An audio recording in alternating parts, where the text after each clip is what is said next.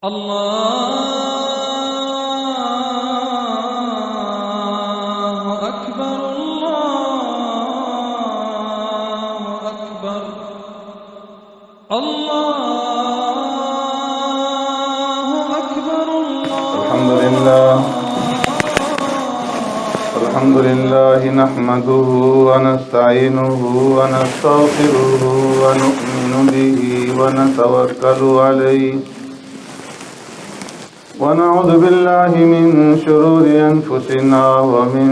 سيئات أعمالنا من يهدي الله فلا مضل له ومن يضلله فلا هادي له ونشهد أن لا إله إلا الله وحده لا شريك له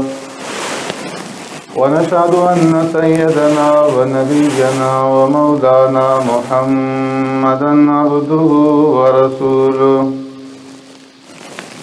أرسله الله إلى كافة للناس بشيرا ونذيرا وداعيا إلى الله بإذنه وسراجا منيرا أما بعد فقد قال الله تبارك وتعالى في القرآن المجيد والفرقان الحميد فأعوذ بالله من الشيطان الرجيم بسم الله الرحمن الرحيم إنما المؤمنون إخوة فأصلحوا بين أخويكم واتقوا الله لعلكم ترحمون وعن أبي الدرداء رضي الله تعالى عنه عن النبي صلى الله عليه وسلم قال ألا أخبركم بأفضل من درجة الصيام والصلاة والصدقة قالوا بلى قال صلاح ذات بين وفساد ذات بين الحالقة أو كما قال عليه الصلاة والسلام صدق رسول الله صلى الله عليه وسلم يا رب صل وسلم دائما أبدا على حبيبك خير الخلق كلهم هو الحبيب الذي ترجى شفاعته بكل هول من الأهوال مقتحم إنما المؤمنون إخوة بے شک ایمان والے بھائی بھائی ہیں فَأَصْلِحُوا بَيْنَ أَخَوَيْكُمْ پس صلح کرو اپنے بھائیوں کے درمیان وَاتَّقُوا اللَّهَ لَعَلَّكُمْ تُرْحَمُونَ اور ڈرتے رہو اللہ سے تاکہ تم پر رحم کیا جائے آمنت باللہ وبآیاتی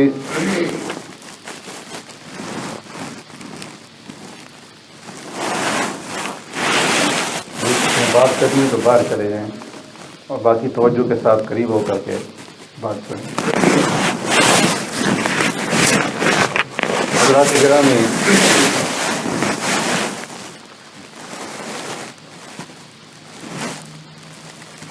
آج آپ حضرات کا یہاں پر اکٹھ اور جمع ہونا عید ملن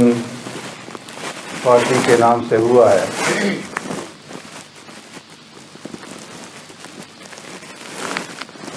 بنیادی طور پر یہ کوئی واعظ اور نصیحت کی مجلس نہیں، لیکن رفقا نے مجھے یہ کہا ہے کہ چند باتیں عرض کی جائیں، تو اس لیے جو آیت کریمہ اور پیارے پیغمبر صلی اللہ علیہ وسلم کی حدیث مبارکہ میں نے آپ حضرات کے سامنے تلاوت کی ہے، اس کی روشنی میں چند باتیں عرض کی جائیں گی۔ جو حدیث مبارکہ میں نے آپ حضرات کے سامنے تلاوت کی اس کے راوی حضرت ابو الدرداء رضی اللہ تعالیٰ عنہ ہیں، اور حضرت ابو الدرداء رضی اللہ تعالیٰ عنہ جلیل القدر صحابی ہیں اور بہت بڑے اولیاء اللہ میں سے۔ پیارے پیغمبر صلی اللہ علیہ وسلم نے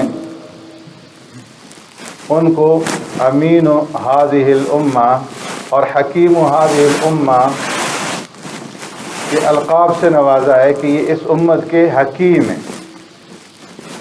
اللہ رب العزت نے انہیں بہت زیادہ حکمت، دانائی اور سمجھداری عطا فرمائی تھی۔ وہ فرماتے ہیں کہ ایک مرتبہ سرکار دو عالم صلی اللہ علیہ وسلم نے صحابہ کے سامنے خطاب فرمایا، اور اس خطاب میں آپ صلی اللہ علیہ وسلم نے ارشاد فرمایا کہ الا اخبرکم بافضل درجۃ من الصیام والصلاۃ والصدقہ، کہ کیا میں تمہیں ایک ایسے درجے کے بارے میں نہ بتاؤں کہ جو نماز سے، روزے سے اور صدقہ اور خیرات سے افضل ہے، بہتر ہے۔ پیارے پیغمبر صلی اللہ علیہ وسلم کا یہ انداز گفتگو تھا۔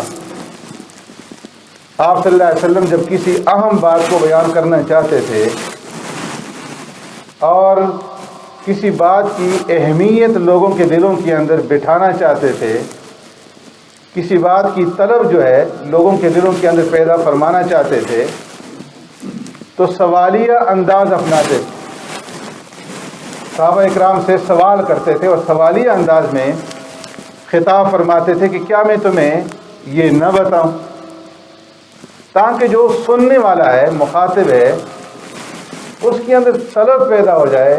تڑپ پیدا ہو جائے کہ یہ کیا بات بیان کی جا رہی ہے، اور پوری توجہ کے ساتھ اور پوری طلب کے ساتھ اس بات کو سنا جائے۔ اس لیے کہ طلب جو ہے یہ بہت بڑی چیز ہے۔ اگر انسان کے اندر طلب ہوگی تو کہیں بھی بات کا اثر ہوگا، اور اگر آدمی کے اندر طلب ہی نہیں ہے، وہ بے طلب ہو کر کے بیٹھا ہے، تو اس کے سامنے چاہے کتنی اچھی سے اچھی بات بیان کر دی جائے،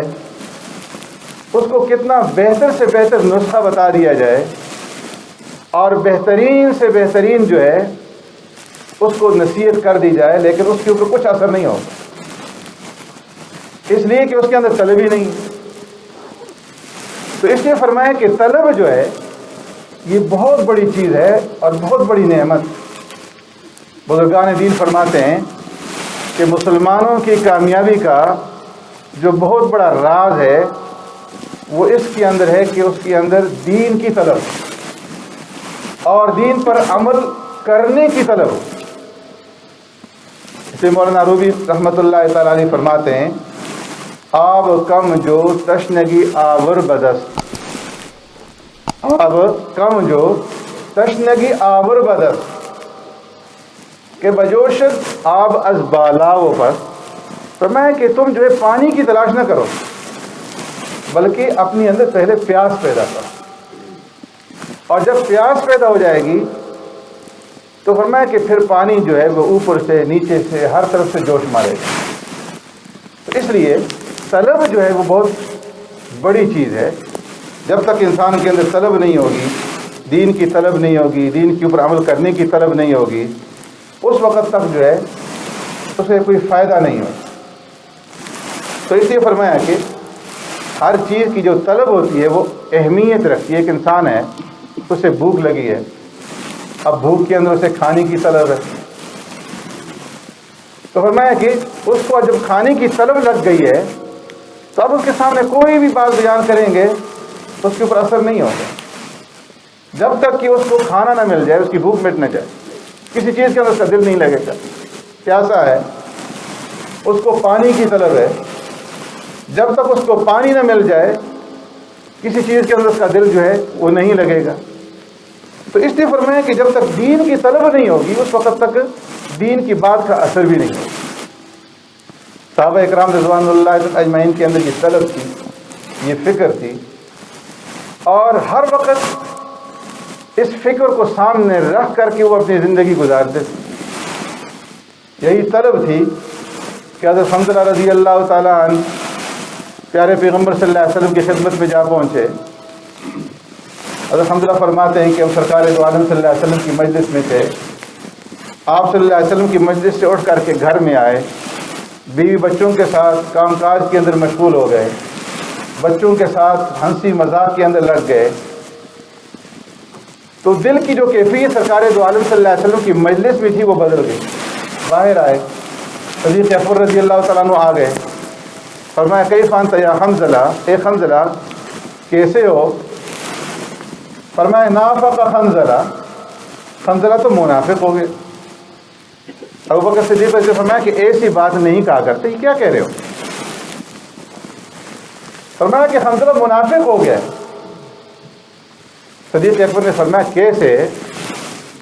تو کہا کہ جب ہم رسول اللہ صلی اللہ علیہ وسلم کی مجلس میں ہوتے ہیں اور آپ صلی اللہ علیہ وسلم جنت کا ذکر کرتے ہیں، جہنم کا تذکرہ کرتے ہیں، تو ایسا محسوس ہوتا ہے کہ گویا ہم اپنی آنکھوں سے جنت کا مشاہدہ کر رہے ہیں اور اپنی آنکھوں سے جہنم کا مشاہدہ کر رہے ہیں، دیکھ رہے ہیں۔ دلوں کے اندر رقت ہوتی ہے، نرمی ہوتی ہے، نیک عمل کرنے کو جی چاہتا ہے، خوف دل کے اندر موجود ہوتا ہے، آخرت کی فکر دل کے اندر موجود ہوتی ہے۔ لیکن جب ہم اپنے گھروں کے اندر آتے ہیں اور بیوی بچوں کے ساتھ مشغول ہوتے ہیں، کام کاج کے اندر لگ جاتے ہیں، تو وہ دل کی کیفیت باقی نہیں رہتی۔ تو اس لیے ہی تو نفاق ہے کہ وہاں کچھ اور کیفیت، یہاں کچھ اور کیفیت۔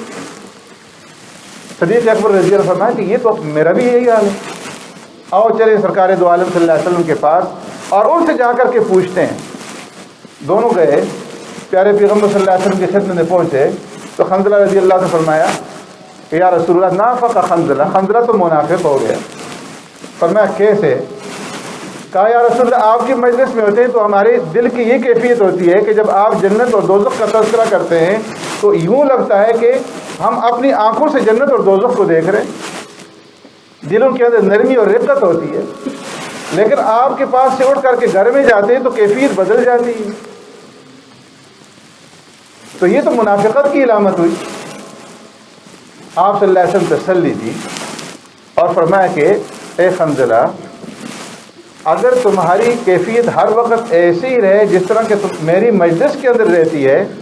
تو لصافقتکم الملائکۃ علی فرشکم وعلی طرقکم، تو فرمایا کہ پھر فرشتے جو ہیں وہ تمہارے بستروں کے اوپر اور تمہارے راستوں میں آ کر کے اور ہر جگہ وہ تم سے مصافحہ کریں، فرشتوں کے ہاتھ تمہارے ہاتھوں کے اندر ہوں۔ لیکن یا حنظلہ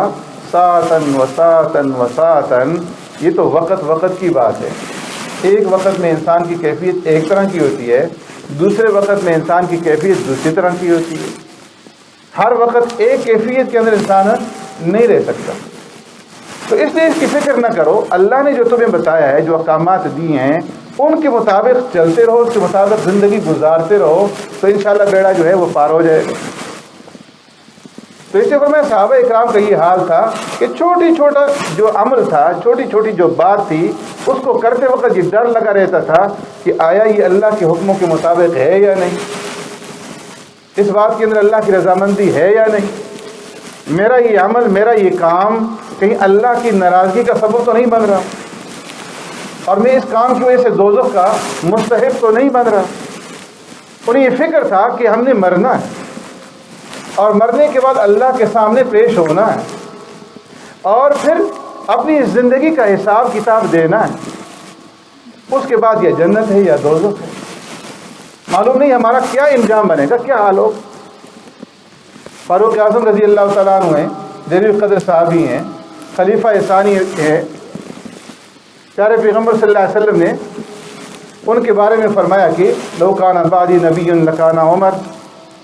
اتنا بڑا مقام ہے عمر فاروق رضی اللہ تعالیٰ عنہ کا کہ آپ نے فرمایا کہ میرے بعد کوئی نبی ہوتا تو عمر نبی ہوتے، لیکن نبوت کا دروازہ اللہ نے میرے اوپر بند کر دیا، اور فرمایا کہ جس راستے پہ عمر گزرتے ہیں شیطان راستہ چھوڑ دیتا ہے، راستہ بدل دیتا ہے۔ اور فرمایا کہ اے عمر، میں نے جنت کے اندر تمہارا محل دیکھا اور میرا یہ جی چاہا کہ میں اس محل کے اندر داخل ہو جاؤں، لیکن تمہاری غیرت جو ہے وہ آڑے آ گئی۔ پیارے پیغمبر صلی اللہ علیہ وسلم سے اتنی باتیں سنی انہوں نے، لیکن اس کے باوجود فرمایا آخرت کی جو فکر ان کے اوپر طاری تھی، یہ حال تھا کہ ایک صحابی ہیں حضرت حذیفہ رضی اللہ تعالیٰ عنہ، جو سرکار دو عالم صلی اللہ علیہ وسلم کے رازدار صحابی کہلاتے ہیں، آپ صلی اللہ علیہ وسلم نے راز کی باتیں انہیں بتائی تھی، منافقین کے نام بتائے تھے۔ تو فاروق اعظم رضی اللہ تعالیٰ عنہ ان کے پاس جاتے ہیں، اللہ کا واسطہ دے کر کے، قسم دے کر کے پوچھتے ہیں کہ اے حذیفہ، سرکار دو عالم صلی اللہ علیہ وسلم نے منافقین کی جو لسٹ آپ کو دی ہے، جو فہرست بتائی ہے، جو نام بتائے ہیں، میرا نام تو کہیں اس کے اندر شامل نہیں۔ فرمایا یہ کیا تھا؟ یہ فکر آخرت۔ تو اس لیے سرکار دو عالم صلی اللہ علیہ وسلم آخرت کی فکر پیدا کرنے کے لیے سوالیہ انداز اپناتے تھے۔ اعلیٰ، کیا میں تمہیں یہ بات نہ بتاؤں، تمہیں ایسا عمل نہ بتاؤں کہ جو عمل نماز سے بھی افضل ہو، جو عمل روزے سے بھی افضل ہو، اور جو عمل اللہ کے راستے میں صدقہ خیرات کرنے سے بھی زیادہ افضل ہو؟ اس لیے کہ صحابہ اکرام ان ساری چیزوں کی فضیلت جانتے تھے۔ نماز کی فضیلت ان کے سامنے تھی کہ نماز کی فضیلت کیا ہے۔ سرکار دو عالم صلی اللہ علیہ وسلم فرمایا قرۃ عینی فی الصلاۃ، میری آنکھوں کی ٹھنڈک نماز ہے، الصلاۃ عماد الدین، نماز دین کا ستون ہے۔ فرمایا کہ بندہ نوافل کے ذریعے سے محنت کرتا ہے اور میرا قرب حاصل کرنے کی کوشش کرتا ہے، یہاں تک کہ میں اسے اپنا محبوب بنا لیتا ہوں، اسے محبت کرتا ہوں، اور جب میں اسے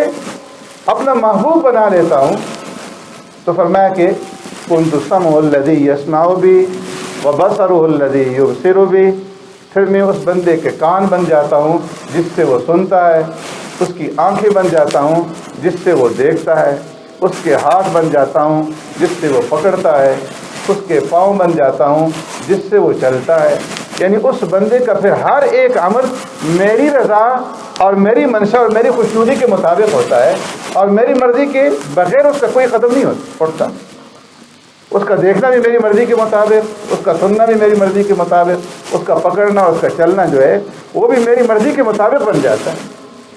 جب وہ مجھ سے کچھ مانگتا ہے میں اسے دیتا ہوں، اور جب وہ مجھ سے کسی چیز کی پناہ مانگتا ہے میں اسے پناہ دیتا ہوں۔ تو صحابہ کے سامنے نماز کی فضیلت تھی، روزے کی فضیلت صحابہ کے سامنے تھی کہ سرکار دو عالم صلی اللہ علیہ وسلم نے ہر ایک عمل کی فضیلت بیان کی۔ فلاں عمل کرو گے اتنا ثواب ملے گا، فلاں عمل کرو گے 10 گنا نیکیاں ملیں گی، فلاں عمل کرو گے 100 گنا ملیں گی، فلاں عمل کرو گے 700 گنا ملیں گی۔ روزے کے بارے میں اللہ نے فرمایا کہ سو مولی وانا جی، روزہ خاص میرے لیے ہے، اور یہ عام گنتی کے اندر اس کا اجر و ثواب نہیں آتا، بلکہ میں اپنی مرضی کے مطابق جتنا میں چاہوں گا اپنی شایان شان اس کا بدلہ دوں۔ صدقہ خیرات کی فضیلت صحابہ کے سامنے تھی، اس لیے سرکار دو عالم صلی اللہ علیہ وسلم نے اس حدیث کے اندر جو انداز اپنایا وہ یہ کہ الا اخبرکم بافضل درجۃ من الصیام والصلاۃ والصدقہ، کیا تمہیں ایسی چیز نہ بتاؤں کہ جو نماز سے بھی بڑھ کر کے، جو صدقہ سے بھی افضل ہے، اور جو روزے سے بھی افضل ہے؟ تو صحابہ کے کان کھڑے ہو گئے، وہ تو اسی دھن کے اندر، اسی طلب کے اندر لگے رہتے تھے کہ کوئی ایسی بات معلوم ہو جائے اور اس بات کے اوپر ہم عمل کر لیں، اور اس عمل کی وجہ سے ہمیں اللہ کا قرب اور اس کی نزدیکی مل جائے، زیادہ ہمیں اجر مل جائے، زیادہ ثواب مل جائے۔ اس لیے فوراً عرض کیا بلا، اے اللہ کے رسول ضرور بتائیے، ضرور ارشاد فرمائیے۔ فرمایا کہ صلاح ذات بین، فرمایا وہ عمل جو نماز سے، جو روزے سے، جو صدقہ خیرات سے افضل ہے، وہ کیا ہے؟ صلاح ذات بین، آپ اس میں صلح کرائیں، کہ جب دو مسلمان آپس میں لڑ جائیں، جھگڑ جائیں، ان کے اندر اختلاف کسی بات کے اوپر پیدا ہو جائے تو اس اختلاف کو ختم کروانا اور ان کی اندر جو ہے وہ صلح کرانا۔ فرمایا یہ عمل ایسا ہے کہ یہ نماز روزہ اور صدقہ خیرات سے افضل ہے۔ نماز روزہ صدقہ خیرات کون سے؟ جو نفلی ہوں، فرائض مراد نہیں ہے، نفلی نماز، نفلی روزہ اور نفلی صدقات ہے کہ ایک آدمی ہے وہ ساری رات کھڑے ہو کر کے نوافل پڑھ رہا ہے، ایک آدمی سارا دن روزہ رکھ رہا ہے نفلی، اور ایک آدمی جو ہے وہ اللہ کے راستے میں بہت سارا مال خرچ کر رہا ہے، نفلی طور پر صدقہ خیرات کر رہا ہے، اور ایک آدمی تھوڑا سا وقت نکال کر کے دو مسلمان جو آپس میں ناراض ہیں ان کے اندر کوئی ناچاکی جو ہے پیدا ہو گئی ہے، تو فرمایا کہ ان کے درمیان جا کر کے صلح کر دیتا ہے، ان کو آپس میں ملا دیتا ہے اور ان کے قلوب کو یکجا کر دیتا ہے، ان کے چہروں کے اوپر ہنسی لے آتا ہے۔ تو فرمایا یہ دو آدمیوں کے درمیان میں صلح کرنا، یہ اس نفلی ساری رات جو کھڑے ہو کر کے نوافل پڑھنے اور جو دن کے اندر نفلی روزہ رکھنا ہے اور جو نفلی صدقہ خیرات ہے، اس سب سے بڑھ کر کے اس کا جو اجر ہے، اس کا جو ثواب ہے، فرمایا یہ سب سے بڑھ کر کے۔ اور پھر ساتھ ہی سرکار دو عالم صلی اللہ علیہ وسلم نے ارشاد فرمایا وہ فساد ذات البین الحالقہ، فرمایا کہ دیکھو آپس میں لڑائی جھگڑا کرنا یہ جو ہے یہ مونڈ دینے والا ہے۔ دوسری روایت میں فرمایا کہ میں یہ نہیں کہتا کہ لڑائی جھگڑا کرنے سے بدن کے جو بال ہیں یہ فساد لڑائی جھگڑا بالوں کو موڑ دینے والا ہے، نہیں، بلکہ فرمایا یہ تمہارے دین کو موڑ دینے والا ہے، کہ جہاں پہ جھگڑا ہوگا، لڑائی ہوگی، فساد ہوگا، تو فرمایا کہ وہاں پر دین جو ہے وہ ان کی زندگیوں سے نکل جائے گا، دین کی جو نورانیت ہے اور دین کی جو برکات ہیں وہ ان انسانوں کی زندگیوں سے نکل جائیں گی، دین ختم ہو جائے گا، اس کے اوپر اس طرح پھر جائے گا۔ تو فرمایا کہ یہ جو آپس کی لڑائیاں ہیں، آپس کے جو جھگڑے ہیں، یہ دین کو تباہ کرنے والے، دین کو موڑ دینے والے، اس لیے فرمایا کہ جھگڑے تو ہوں گے، جہاں پر انسان رہتے ہیں تو وہاں پر اختلافات بھی ہوں گے۔ پیارے پیغمبر صلی اللہ علیہ وسلم نے ایک اور حدیث میں ارشاد فرمایا کہ المسلم اذا كان مخالطا الناس ويصبر على آذاهم خير من المسلم الذي لا يخالط الناس ولا يصبر على آذاهم۔ ایک مسلمان وہ ہے کہ جو گوشہ نشینی اختیار کر لیتا ہے، جو تنہائی کے اندر بیٹھ جاتا ہے، کسی مسجد کے اندر، کسی عبادت خانے کے اندر، کسی خانقاہ کے اندر، کسی کونے میں بیٹھ جاتا ہے اور وہ یہ کہتا ہے کہ جی میں نے لوگوں کے ساتھ کسی طرح کا کوئی واسطہ، کوئی تعلق، کوئی رابطہ نہیں رکھنا تاکہ لوگوں کی اذیت سے، لوگوں کی پہنچائی ہوئی تکلیف سے میں محفوظ رہوں، تو لوگوں کی تکلیف سے بچنے کے لیے وہ لوگوں سے واسطہ تعلق چھوڑ دیتا ہے۔ اور ایک مسلمان وہ ہے یخالط الناس، جو لوگوں کے ساتھ اختلاط کرتا ہے، لوگوں کے ساتھ ملتا جلتا ہے، لوگوں کے ساتھ تعلقات رکھتا ہے، اس کی دوستیاں بھی ہیں، اس کی رشتہ داریاں بھی ہیں، اور وہ لوگوں کے ساتھ معاملات بھی کرتا ہے، لین دین بھی کرتا ہے، سارے کام کرتا ہے، اور اس کے ساتھ اس کو اذیت بھی پہنچتی ہے، لوگوں کی طرف سے تکلیفیں بھی پہنچتی ہیں۔ یہاں پہ غور کریں سرکار دو عالم صلی اللہ علیہ وسلم کی حدیث کے اندر کہ آپ نے کس طرح جو ہے عجیب بات بیان فرمائی ہے۔ المسلم اذا كان مخالط الناس ويصبر على آذاهم، معلوم ہی ہوا کہ جب لوگوں کے ساتھ ملنا ملانا ہوگا تو تکلیف کا پہنچنا جو یہ لازم ملزوم ہے۔ جب آپ لوگوں سے ملیں گے تو اسے تکلیف بھی پہنچے گی، چاہے وہ تمہارا کتنا ہی قریبی رشتہ دار ہو، کتنا ہی پیارا دوست ہو، کتنا ہی تمہارا اس کے ساتھ تعلق ہو۔ یہ نہیں ہو سکتا کہ جب آدمی ملے اور پھر ان کے درمیان میں کوئی ایسی بات نہ ہو جو دوسرے کے مزاج کے خلاف، فرمایا کہ تکلیف پہنچے گی۔ کیوں؟ اللہ نے انسان کو پیدا کیا، آدم علیہ السلام سے لے کر کے آج تک دنیا کے اندر جتنے بھی انسان آئے، ہر ایک انسان کو اللہ رب العزت نے ایک چہرہ دیا ہے، اور یہ چہرہ کتنا ہے؟ ایک بالش کے برابر۔ اب اس چہرے کے اندر کیا ہے؟ اس میں منہ بھی ہے، دانت بھی ہیں، ہونٹ بھی ہیں، ناک بھی ہے، آنکھیں بھی ہیں، رخسار بھی ہے، ٹھوڑی بھی ہے، ایک بالش بھر چہرہ ہے، اور یہ سارے اعضاء اس چہرے کے اندر موجود ہیں۔ لیکن آدم علیہ السلام سے لے کر کے آج تک کوئی انسان ایسا نہیں ہے کہ جو دوسرے کے ساتھ اس کا چہرہ 100% مشابہ ہو۔ ہر ایک انسان کو اللہ نے الگ چہرہ دیا۔ جتنے بھی لوگ بیٹھے ہیں ہر ایک پہچانا جاتا ہے کہ یہ فلاں ہے، یہ فلاں ہے، یہ فلاں ہے، یہ فلاں ہے۔ تو اللہ نے ایک چھوٹا سا چہرہ ہے، ایک بالش بھر چہرہ ہے، اس میں یہ اعضاء رکھے سب کے لیے، اور پھر سب کو جو ہے دوسرے سے امتیاز دیا کہ دوسرے سے پہچانا جاتا ہے، اس کی الگ شناخت ہے، الگ پہچان۔ یہ بھی نہیں ہے کہ کسی کے چہرے کے اندر جو ہے وہ ناک نہ ہو، کسی کے اندر جو ہے وہ آنکھیں نہ ہو، کسی کے چہرے میں منہ نہ ہو، ہر ایک کو یہ سارے اعضاء ہیں۔ اور پھر یہ بھی اللہ نے نہیں کیا کہ جو پہلے انسان گزر چکے ہیں اور جو آج انسان ہیں، یہ آج کے انسان یہ کاپی ہوں، یہ نقل ہوں پہلے انسانوں کی، ان کی شکل، ان کی صورت جو ہے وہ آج جو نئے پیدا ہو رہے ہیں ان کو دی جا رہی ہو، نہیں۔ جو قیامت تک آئیں گے ان کو بھی الگ پہچان دی جائے گی، الگ چہرہ دیا جائے گا۔ لیکن اس کے باوجود ہر ایک کا چہرہ مختلف ہے۔ پھر آپ دیکھیں دنیا کے اندر اللہ کی عجیب قدرت ہے، اللہ کا یہ عجیب کرشمہ ہے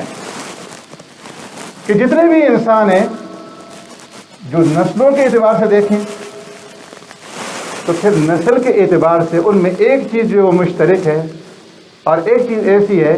کہ جو ایک کو دوسرے سے ممتاز کرتی ہے۔ افریقی ہیں، آپ افریقیوں کو دیکھ کر کے فوراً پہچان لیں گے کہ یہ افریقہ کے رہنے والے ہیں، افریقی نسل۔ یورپی ہیں، جب ان کی رنگت کو دیکھیں گے تو فوراً پہچان لیں گے کہ یہ یورپ والے ہیں۔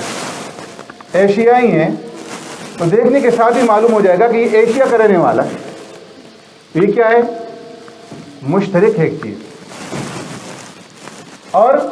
پھر انہی کے اندر جو کالے ہیں یا جو سفید ہیں یا جو گورے ہیں، جو مٹیالے ہیں یا جو گندم گو ہیں، ان میں سے ہر ایک کے اندر امتیاز ہے، ایک کی شکل دوسرے کے ساتھ نہیں ملے۔ مرد ہیں، عورت ہیں، الگ الگ صنف ہے، اور ان کے اندر بھی ہر ایک کے اندر امتیاز ہے۔ مرد کو دیکھ کر کے دور سے معلوم ہو جائے گا یہ مرد ہے، اور عورت کو دیکھ کر کے دور سے معلوم ہو جاتا ہے کہ یہ عورت ہے۔ کتنے انسان ہیں، لیکن ہر ایک کے اندر جو ہے اللہ نے ایک امتیاز رکھا ہے، ہر ایک کو ایک الگ جو ہے وہ چہرہ دیا ہے، اختلاف ہے۔ تو اس لیے فرمایا اللہ رب العزت نے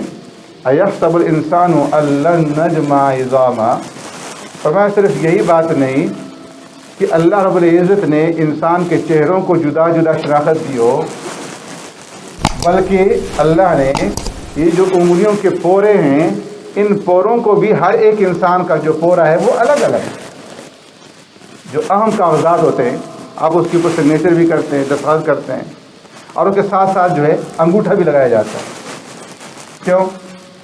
اس لیے کہ ہر ایک انسان کے انگوٹھے کے اندر جو چھوٹی چھوٹی لکیریں ہیں یہ مختلف ہیں، کسی دوسرے انسان کے ساتھ نہیں ملتی۔ بظاہر انگوٹھا دکھائیں تو ہو سکتا ہے ایک ہی طرح نظر آئے، لیکن جو اندر لکیریں ہیں وہ ہر ایک کی مختلف ہیں، اور یہ پوری دنیا کے اندر ایک مسلم چیز ہے۔ تو اللہ فرماتے ہیں اَيَحْسَبُ الْإِنسَانُ أَن لَّن نَّجْمَعَ عِظَامَهُ بَلَىٰ قَادِرِينَ عَلَىٰ أَن نُّسَوِّيَ بَنَانَهُ۔ سرکار دو عالم صلی اللہ علیہ وسلم نے دعوت پیش کی کہ تم نے مرنا ہے، اور مرنے کے بعد دوبارہ پھر زندہ ہونا ہے، قیامت برپا ہونی ہے، اللہ کے سامنے پیش ہونا ہے، اس زندگی کا حساب کتاب دینا ہے۔ تو کافر جو آخرت کے منکر تھے بول پڑے یہ کیسے ہو سکتا ہے کہ جب ہم مر جائیں گے، گل سڑ جائیں گے، اور ہماری ہڈیاں تک جو ہیں وہ گل سڑ کر کے مٹی میں مل جائیں گی، تو دوبارہ کیسے ہمیں زندہ کیا جائے گا؟ کون زندہ کرے گا؟ اللہ نے فرمایا اَيَحْسَبُ الْإِنسَانُ أَن لَّن نَّجْمَعَ عِظَامَهُ، یہ انسان یہ خیال کرتا ہے، یہ گمان کرتا ہے کہ ہم اس کی ہڈیوں کو دوبارہ جمع نہیں کر سکیں گے۔ بھلا کیوں نہیں؟ قادرین علی ان نسوی بنانا، ہم تو اس کے اوپر قادر ہیں کہ صرف اس کی ہڈیوں کو نہیں بلکہ اس کے پوروں کو بھی اسی طرح بنا دیں گے جس طرح پہلے۔ پوروں کے اندر جو لکیریں ہیں جب دوبارہ پیدا کریں گے تو ہم ان لکیروں کو بھی اسی طرح بنائیں گے. وہ ایسا علیم ہے، ایسا خبیر ہے، اس کے لیے دوبارہ پیدا کرنا کیا مشکل. تو فرمایا کہ اللہ نے ہر ایک انسان کو جو شکل دی ہے، جو صورت دی ہے، باوجود اس کے کہ چھوٹا سا چہرہ ہے، ایک بارش کا چہرہ ہے، لیکن ایک کی صورت جو دوسرے کے ساتھ مکمل طریقے سے نہیں ملتی. تو جب ایک کی صورت دوسرے کے ساتھ مکمل طریقے سے نہیں ملتی تو دونوں کے مزاج کس طرح ملیں گے؟ ہر ایک انسان کا مزاج جو ہے وہ الگ ہے، ہر ایک انسان کی طبیعت جو ہے وہ الگ ہے، ہر ایک انسان کی پسند جو ہے وہ الگ ہے، ذائقہ اس کا الگ ہے. تو یہ نہیں ہو سکتا کہ جو دو انسان آپس میں ہوں، ملیں اور ان کے درمیان میں اختلاف نہ ہو، ان کے درمیان میں کشیدگی نہ ہو. ایک کی کہی ہوئی بات دوسری کی طبیعت کے مطابق ہو، دوسری کے مزاج کے مطابق ہو. ایک جو ہے ایک بات کہے گا، دوسرے کے مزاج کے مطابق وہ بات نہیں ہوگی، وہ اس کو اچھی نہیں لگے گی. تو اس لیے فرمایا کہ اللہ نے انسانوں کی جو طبیعتیں ہیں، انسانوں کی جو مزاج ہیں، یہ مختلف بنا دیے ہیں. تو یہ ہو ہی نہیں سکتا کہ جو دو انسان ایک جگہ رہیں، دونوں کے مزاج جو ہے وہ 100% ملتے ہوں، دونوں کی طبیعت جو ہے وہ 100% ملتی ہو، اور ایک کی کہی ہوئی بات دوسری کے اوپر اثر نہ کرے. لازماً ایک جو ہے ایک بات کو پسند کرے گا، دوسرا دوسری بات کو پسند کرے گا. ایک کی بات جو اس کی مزاج کے مطابق ہوگی، اس کی طبیعت کے مطابق ہوگی، دوسری کی کہی ہوئی بات جو اس کی مزاج اور طبیعت کے مطابق ہوگی. تو اختلاف ہوگا.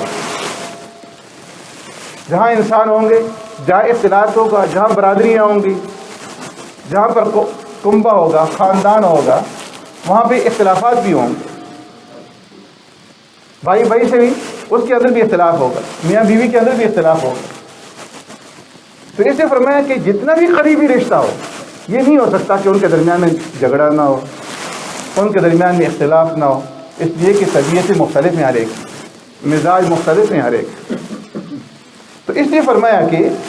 اس زمین کے اندر، روئے زمین میں جو سب سے زیادہ مقدس ترین ہستیاں گزری ہے، انبیاء علیہ الصلوۃ والسلام کے بعد صحابہ اکرام ہیں. لیکن صحابہ اکرام رضوان اجمعین ان سے بڑھ کر کے متقی، پرہیزگار، پارسا، ایثار کرنے والا، ایک دوسرے کے لیے قربانیاں دینے والا، ایک دوسرے کے لیے سب کچھ برداشت کرنے والا اور کوئی انسان ہو ہی نہیں سکتا. نہ پیدا ہوا ہے نہ پیدا ہوگا. لیکن ان کے بھی مزاج مختلف، ان کی بھی طبیعتیں مختلف، اور طبیعتوں کا اختلاف بھی سامنے آیا. صحابہ کے طبقہ میں پھر سب سے زیادہ بہترین جو انسان ہیں انبیاء کے بعد، تمام مخلوق میں سب سے زیادہ جو افضل ہیں وہ شیخین ہیں. حضرت ابوبکر صدیق رضی اللہ تعالیٰ اور حضرت فاروق اعظم رضی اللہ تعالیٰ، ان کو شیخین کہا جاتا ہے. تو ان کا مرتبہ، ان کا درجہ پوری امت کے اندر انبیاء کے بعد سب سے بڑھ کر. دونوں کا آپس میں اتنا پیار تھا، اتنی محبت تھی کہ ہمیشہ صحابہ فرماتے ہیں کہ وہ ایک ہی جگہ پہ نظر آتے، ایک ساتھ نظر آتے. اور صحابہ فرماتے ہیں کہ ہم یوں کہا کرتے تھے، جا ابو بکر و عمر، ذهب ابو بکر و عمر، قام ابو بکر و عمر، خرج ابو بکر و عمر. ابو بکر اور عمر آئے، ابو بکر اور عمر گئے، ابو بکر اور عمر کھڑے ہو گئے، ابو بکر اور عمر بیٹھ گئے. سرکار دو عالم صلی اللہ علیہ وسلم کو جب مشورہ کرنا ہوتا فرماتے جاؤ ابو بکر عمر کو بلاؤ. تو ایک ساتھ نظر آتے. اور اتنا احترام تھا حضرت فاروق اعظم رضی اللہ تعالیٰ عنہ کے دل میں حضرت ابو بکر کا کہ ایک مرتبہ فرمانے لگے، ابو بکر آپ میری ساری زندگی کے جتنے بھی نیک اعمال ہیں، جتنی بھی حسنات ہیں، وہ لے لیں اور آپ مجھے وہ ایک رات دے دیں جو آپ نے غار ثور میں ہجرت کے موقع پر پیارے پیغمبر صلی اللہ علیہ وسلم کے ساتھ گزاری تھی. تو میں یہ سمجھوں گا کہ میرے لیے یہ سستا سودا ہے. اتنا احترام ہے. لیکن اس کے باوجود مزاجوں کے اندر اختلاف تھا. ابو بکر صدیق رضی اللہ تعالیٰ نرم مزاج کے تھے، فاروق اعظم رضی اللہ تعالیٰ سخت مزاج کے تھے. مزاجوں کا اختلاف تھا، طبیعت کا اختلاف تھا. ایک مرتبہ دونوں تشریف فرما تھے. حضرت ابو درداء فرماتے ہیں کہ بات چیت ہوئی. بات چیت کے اندر صدیق اکبر رضی اللہ تعالیٰ عنہ فاروق اعظم پہ غصہ ہو گئے. فاروق اعظم رضی اللہ تعالیٰ عنہ نے اس کو محسوس کیا اور وہ بھی غصہ ہو کر کے وہاں سے اٹھ کر کے مجلس چل پڑے۔ ابوبکر صدیق رضی اللہ تعالیٰ عنہ کو احساس ہوا کہ مجھے ایسا نہیں کرنا چاہیے تھا، فوراً اٹھے اور ان کے پیچھے چل پڑے اور فرمانے لگے اے عمر مجھے معاف کر دو، مجھ سے غلطی ہو گئی، اے عمر مجھے معاف کر دو، مجھ سے غلطی ہو گئی، یہاں تک کہ فاروق اعظم رضی اللہ تعالیٰ عنہ گھر پر پہنچ گئے اور دروازہ جو ہے وہ بند کر دیا صدیق اکبر رضی اللہ تعالیٰ عنہ سے۔ صدیق اکبر رضی اللہ تعالیٰ نے سوچا کہ تو بہت ہی زیادہ ناراض ہو گئے، پریشان ہوئے اور وہاں سے سرکار دو عالم صلی اللہ علیہ وسلم کی خدمت میں پہنچے۔ ادھر فاروق اعظم رضی اللہ تعالیٰ عنہ جب گھر میں تنہائی میں پہنچے، احساس ہوا کہ یہ میں نے کیا کر دیا، میں نے ابو بکر کے ساتھ غصہ کیا اور پھر انہوں نے مجھ سے معافی مانگی، میں نے ان کو معاف نہ کیا، میں نے دروازہ بھی ان کے اوپر بند کر دیا، یہ میں نے کیا کر دیا، یہ میں نے غلط کیا، مجھے ایسا نہیں کرنا چاہیے تھا۔ تو فوراً اٹھے اور ابو بکر صدیق رضی اللہ تعالیٰ عنہ کی تلاش میں نکل گئے کہ میں ان سے معافی مانگ گئے۔ سرکار دو عالم صلی اللہ علیہ وسلم کی مجلس میں دیکھا کہ آپ صلی اللہ علیہ وسلم تشریف فرما ہیں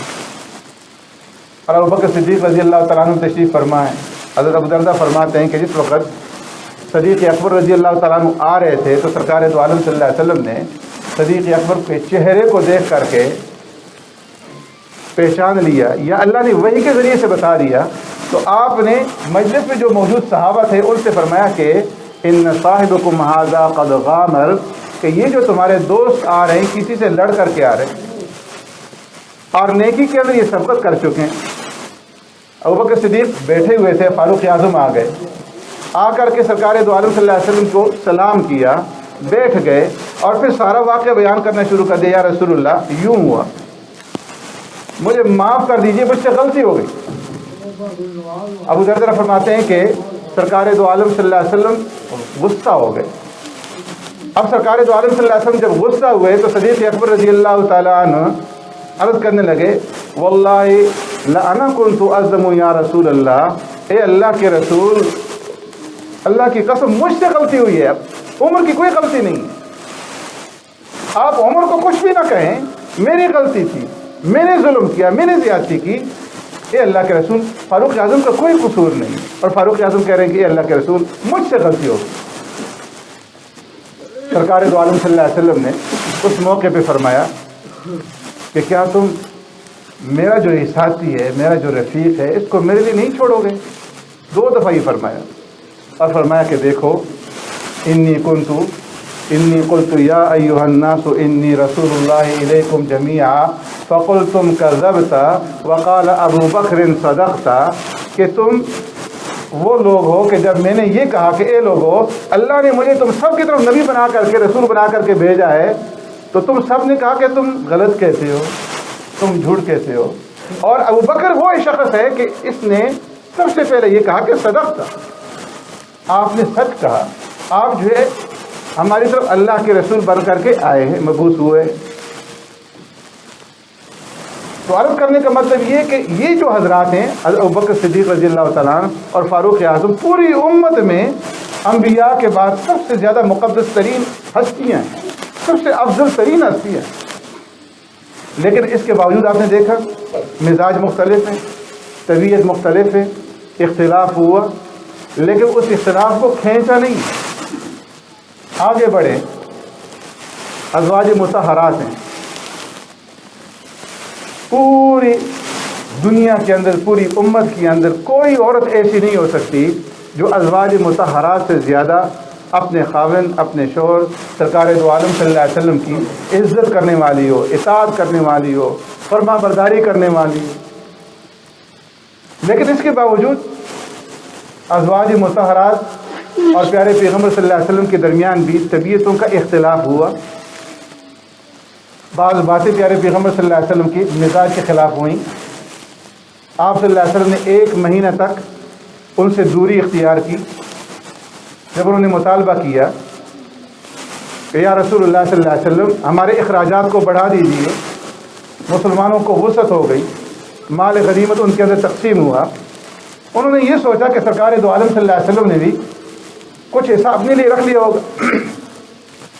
تو اس لیے مطالبہ کر دیا کہ یا رسول اللہ دیکھو یہ قیصر و کسریٰ کی بیویاں جو ہیں انہوں نے سونا اور زیورات پہنے ہوئے ہیں اور ان کے کھانے پینے جو ہیں وہ بہترین ہیں، لباس بہترین ہے اور ان کی خدمت کے لیے نوکرانیاں موجود ہیں، ہمارا حال آپ کے سامنے ہے، کچھ وسعت سے کام لیجیے۔ آپ صلی اللہ علیہ وسلم کو ناگوار گزرا کہ یہ تو نبوت کے گھر کے خلاف بات ہے، انہوں نے نبوت کے گھرانے کی جو ہے قدردانی نہیں کی۔ آپ صلی اللہ علیہ وسلم نے ایک مہینہ تک کے لیے یہ قسم اٹھا لی کہ میں ان کے قریب نہیں جاؤں، یہاں تک کہ اللہ نے قرآن اتار دیا،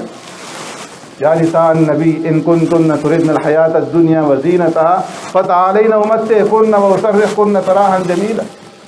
وان کنتن تردن اللہ ورسولہ والدار الآخرہ فإن اللہ اعد للمحسنات منکن اجرا عظیما۔ اے نبی کی بیویو، اگر تمہیں دنیا مقصود ہے تو آؤ ہم تمہیں دنیا دے دیتے اور نبی کے گھر سے تمہیں جدا کر دیتے۔ پیارے پیغمبر صلی اللہ علیہ وسلم نے ان کو طلاق کا حق جو وہ سونپ دیا، چاہو تو آخرت کو اختیار کر لو، دار آخرت کو اختیار کر لو، چاہو تو دنیا کو اختیار کر لو۔ اور ازواج مطہرات میں پھر ام المؤمنین عائشہ صدیقہ رضی اللہ عنہ کا مرتبہ بہت ہی اونچا ہے۔ آپ صلی اللہ علیہ وسلم کو کتنی محبت ہے ان کے ساتھ، لیکن اس کے باوجود آپ صلی اللہ علیہ وسلم فرمایا کہ عائشہ جب تم مجھ سے ناراض ہوتی ہو تو مجھے معلوم ہو جاتا ہے۔ عرض کیا اللہ کے رسول کیسے؟ فرمایا کہ جب تم مجھ سے راضی ہوتی ہو تو قسم اٹھاتے وقت یہ کہتی ہو کہ وَرَبِّ مُحَمَّدٍ، محمد کے رب کی قسم، اور جب مجھ سے ناراض ہوتی ہو تو کہتی ہو وَرَبِّ ابراہیم، ابراہیم کے رب کی قسم۔ عرض کیا اللہ کے رسول میں صرف نام ہی تو چھوڑتی ہوں، محبت دل سے الگ نہیں ہوتی۔ تو عرض کرنے کا مقصد یہ کہ جب انسان ایک ساتھ رہیں گے، ایک برادری ہوگی، ایک خاندان ہوگا، یا ایک علاقے کے انسان جو وہ رہیں گے، یا علاقہ بھی ایک نہ ہو، جہاں پر بھی دو انسان جڑیں گے